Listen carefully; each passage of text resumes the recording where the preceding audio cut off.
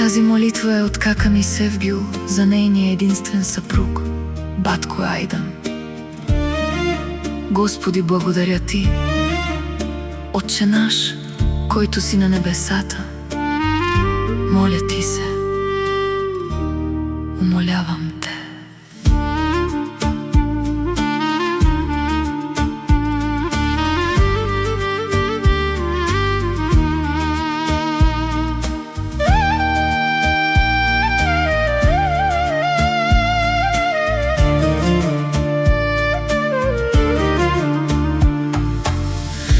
Тази молитва е в чест на мъжа ми имен, Господи.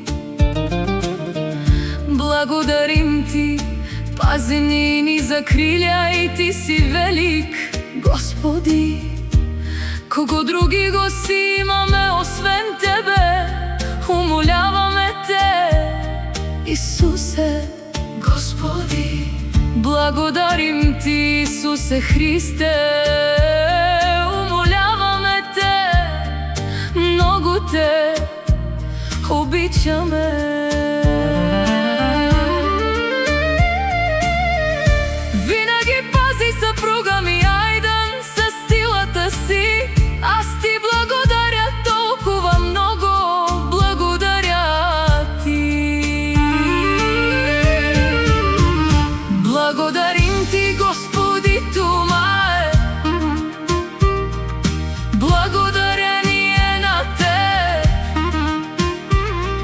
силата и мощта са от Теб, дъхът, който поемаме с Теб, храната, която влиза в дома ни, е благодарение на Теб. Благодарим Ти, че даряваш съпруга ми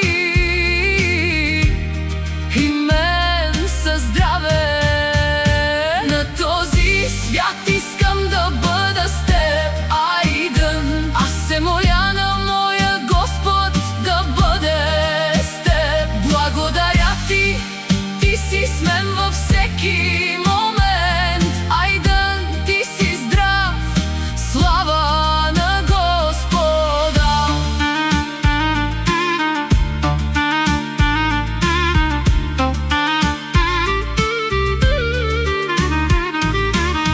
Благодарим Ти, Боже, Всевишни Господи.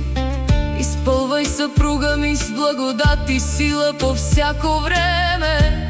Даряваш ни със здраве, слава на Тебе. Нека този дом се изпълни с мир чрез Твоята сила.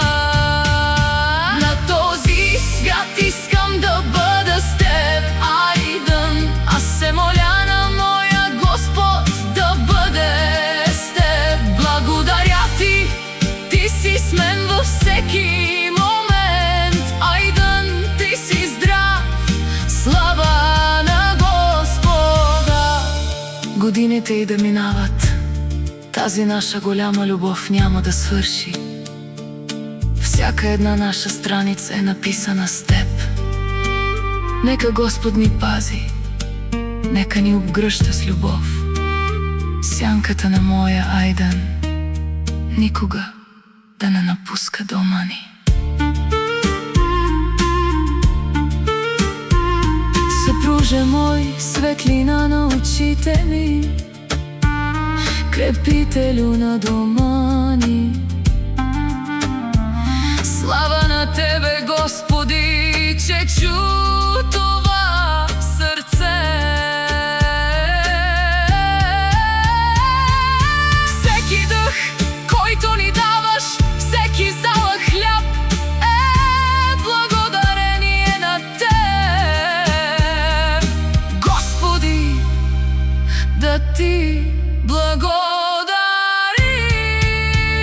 На този свят искам да бъда с Теб, Айдан. Аз се моля на моя Господ да бъде с Теб. Благодаря Ти, Ти си с мен във всеки момент, Айдан.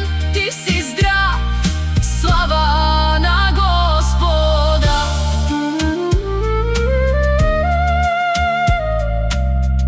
Тази молитва е от мен за моя съпруг, моя другар в съдбата, пред лицето на Господ Исус Христос.